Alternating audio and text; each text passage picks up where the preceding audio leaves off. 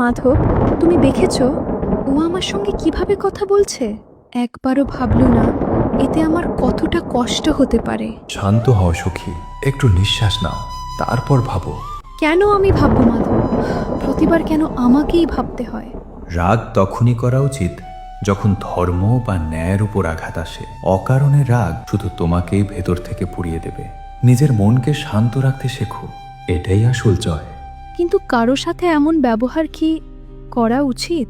মানুষের স্বভাবই হলো কষ্ট দেওয়া, কিন্তু তোমার দায়িত্ব হলো নিজেকে সামলে রাখা। তুমি নিজেকে এমন তৈরি করো যেন তোমার কারণে একটি ঘাসেরও আঘাত না লাগে। আমি চেষ্টা করি, কিন্তু যদি আমি নিজেকে সামলাতে না পারি?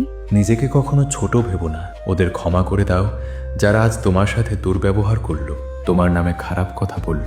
অন্যের জন্য না হলেও নিজের মনের শান্তির জন্য। ঠিক আছে মাধব, আমি চেষ্টা করব। কখনো কখনো শুধু এই চেষ্টাটুকুই যথেষ্ট সখী। আবার দেখা হবে। রাধে রাধে।